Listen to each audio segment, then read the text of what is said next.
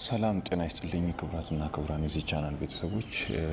እንግዲህ ዛሬ አንድ ወንድ ወይም አንድ ሴት ከቡዳ ጋር ዝሙት በሚያደርግ ሰዓት ያለውን እንግዲህ አስከፊ የሆነ መዘዝ ነው ለእናንተ ተደራሽ የማደርገው። እንግዲህ አብዛኛውን ጊዜ እነዚህ ነገሮች በሚዲያ ላይ ወጥተው አያውቁም።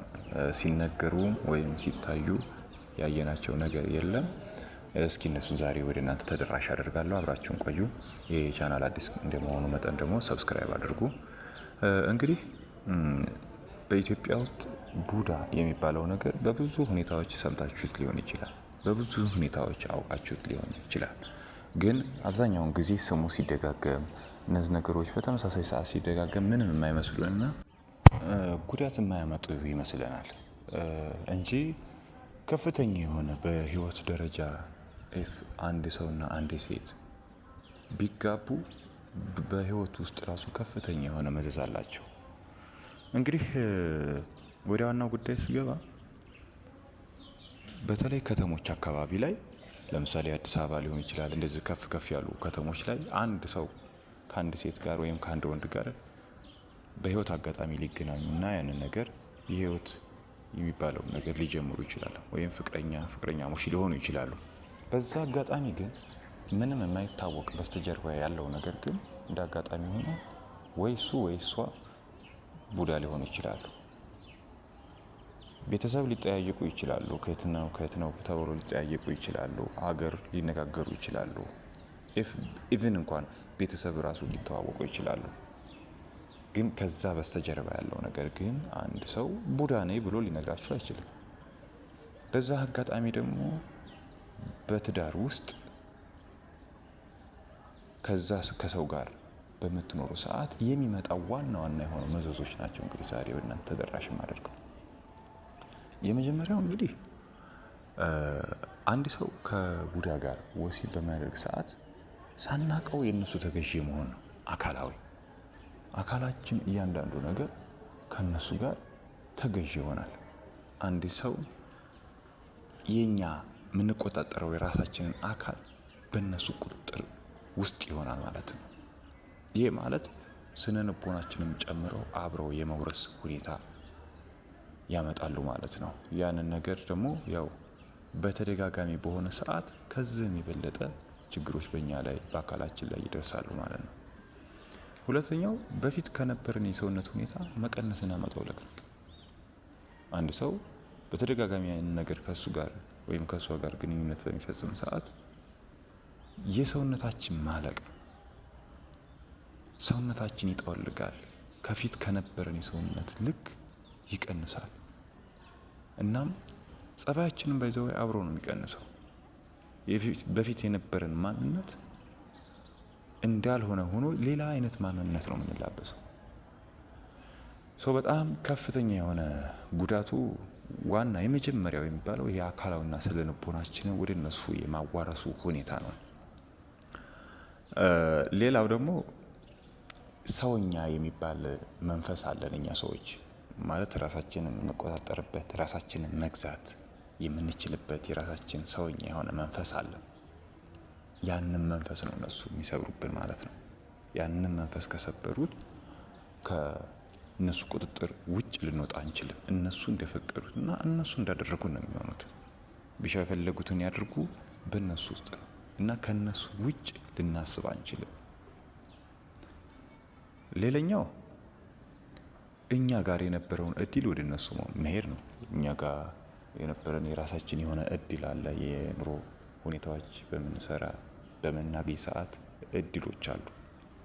እነዛ እድሎች ቀጥታ ወደዛ ቡዳ ወደ ሆነው ሰው ይገለበጣሉ ማለት ነው። ይህም አስከፊ የሆነው አንደኛው ነገር ነው። ሌላኛው እና ዋነኛው ይህ ሁሉ ነገር በሚደራረብብን ሰዓት እኛ በሽተኛ የመሆን እድላችን ከፍተኛ ነው። ሁለተኛ ልቦናችን ተወስዷል። ልቦናችን በሚወሰድ ሰዓት የተለያዩ ችግሮች በእኛ ላይ ይደርሳሉ። እንዲሁም ከቤት አለመውጣት ይመጣል። እንዲሁም ደግሞ ራሳችን ለማስተዳደር የምንሰራው ስራ ሊቆም ይችላል። ሰውነታችን ይቀንሳል፣ ይከሳል።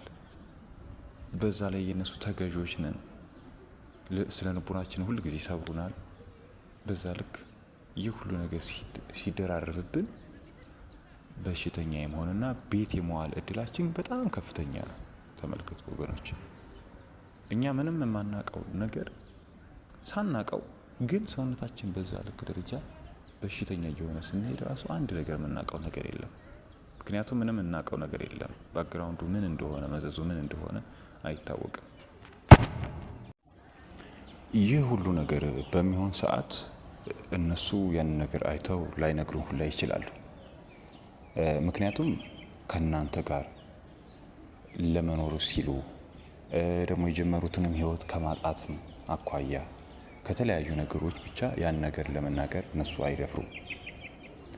ማንነታቸውን ግን መቼም ቢሆን የትኛውንም አመት ከነሱ ጋር ቢኖር ማንነታቸውን ለኛ ሊያሳውቁን አይችሉም። እንግዲህ ቡዳ በተፈጥሮ ማንነቱን ደብቆ ከማንኛውም ሰው ጋር ተመሳስሎ የመኖሩ ጥበብ ከፍተኛ ነው። እናም በተለያየ አጋጣሚዎች ከሰዎች ሲሉ ከሰማችሁ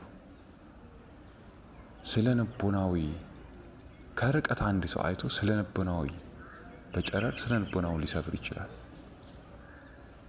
ከዛ ያ ሰው ደግሞ ከመንፈስ ይወጣና ከራሱ ቁጥጥር ውጭ ይወጣና ይጮሃል። በዛ ሂደት ግን ራሳቸውን አይገልጹም። ይህ ማለት አብረን እየኖርን እያለ ራሳቸውን ግልጽ አያደርጉልን እንጂ የሚቀየሩበት የራሳቸው ፕሮሰስ አለ። በዚህ የሚቀየሩበትን የራሳቸውን ፕሮሰስ በሚቀጥለው እሰራላችኋለሁ። ፕሮሰስ አላቸው ራሳቸው አመርልሰው ክሰልሰው የሚነሱበት መንገድ አለ። ያ ሁላ ነገር እያንዳንዱ ነገር ሚስጥር አለ። እነሱ በአመት አንድ ጊዜ ግብር የሚከፍሉታል። ሌላ ጨዋ ሰው ቢያጡ የራሳቸውን ልጆች የራሳቸውን ጨቅላ ህፃን ይገብራሉ በአመት አንድ ጊዜ። ይህ ሁሉ ነገር እነሱ ላይ አለ። ግን እኛ ሰዎች አብዛኛውን ጊዜ ዝም ብለን ቡዳ ሲባል እንሰማለን እንጂ ምንድነው መዘዙ፣ እንዴት ነው መዘዙ፣ ምንስ ያደርጋል የሚሉትን ነገሮች እኛ ላናስተውል እንችላለን። አብዛኛው ሚዲያ ላይ ምናምን አያለው የተለያዩ እንደዚህ ቡዳ ተቀይሮ ምናምን ሲሉ እሱ አይደለም። እንዴት ስለተቀየረ የሚታይ ምናምን አይደለም። ቡዳ ባይዘወይ ወደ ጅብነት ብቻ አይደለም የሚቀየረው፣ ወደ ብዙ ነገሮችን የመቀየር ችሎታ ሁሉ አለው። እና ከፍተኛ የሆነ ጉዳት ያላቸው አሁን በማህበረሰብ ውስጥ ብዙ ሰርገው የገቡ ሰዎች አሉ። ክፍለ ሀገር አንዳንድ ጊዜ ደስ የሚለው ነገር እንደዚህ ማን ነው ምንድነው ተብሎ እያንዳንዱ ነገሮች ይጣራል። አንድ ሰውና አንድ ሴት ሲጋቡ እና በጣም ከፍተኛ የሆነ ችግር ስለሆነ እያንዳንዳችሁ ነገሮችን ጥንቃቄ ልታደርጉ ይገባል ብዬ አስባለሁ። ሌላኛው ለነሱ ገባሪ መሆንና ለሞት መፋጠን ነው። ዋናው ነገር ይሄ ነው። በቃ መጨረሻችን አንድ ሰው ቡዳ ካገባ መጨረሻው ሞት ነው። ያውም የሚሞተው ያለ ጊዜው ጠውልጎ ያለ ሰዓቱ የሚሞተው በአይነ ህሊናው አይናገር።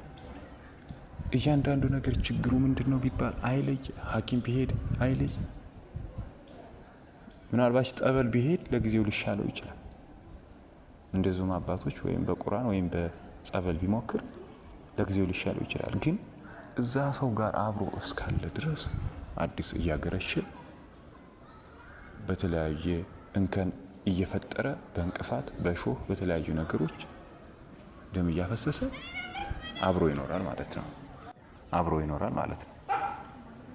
ስለዚህ እናንተ ማድረግ ያለባችሁን ነገር ማድረግ፣ ጥንቃቄ ማድረግ። በተለይ እንደዚህ የህይወት አካል በምታበጁ ሰዓት፣ ፍቅረኛ በምትይዙ ሰዓት አጣርታችሁ መሆን አለበት። የምታውቁት ሰው መሆን አለበት። በብዙ ሁኔታዎች ሊመሳሰልና እናንተ ጋር ሊገናኝ ይችላል። እናንተ ቀድማችሁ ይሄን ነገር ማወቅ አለባችኋል ብዬ አስባለሁ። ማወቅ ግዴታ ነው። ማንኛውም ሰው እንደኛ በእምነትም የተወገዙ ሰዎች ናቸው። ከነሱ ጋር የሆነ ሰው ግንኙነት አደረገ ማለት የመጀመሪያው ማሰሪያው ግንኙነታችን ከሰው ጋር ወሲብ ማድረግ ከነሱ ጋር ያ ነገር እኛን የሚያስር ነገር ነው። ስለዚህ ጥንቃቄ እንድታደርጉ። በሚቀጥለው ደግሞ እንደዚህ ሰዎች ምን አይነት ምልክት አላቸው፣ ምን አይነት ነገሮችስ እነሱን የምናውቅበት ዘዴዎች አሉ የሚሉትን ነገር የሚቀየሩበት እንዴት ነው የሚቀየሩት፣ መቼ ነው የሚቀየሩት፣ ግብራቸውስ ለማን ነው የሚለውን ነገር በሚቀጥለው ጊዜ ይዤላችሁ እመጣለሁ። አሁን ይሄ አዲስ ሚዲያ ነው። ሰብስክራይብ በማድረግ አበረታቱኝ። እንግዲህ ወደ እናንተ የተለያዩ በሚዲያ የማይታዩ ነገሮች እና ትልቅ ቁም ነገር ያላቸው ነገሮችን ይዤላችሁ እቀርባለሁ። መልካም ጊዜ ይሁንላችሁ።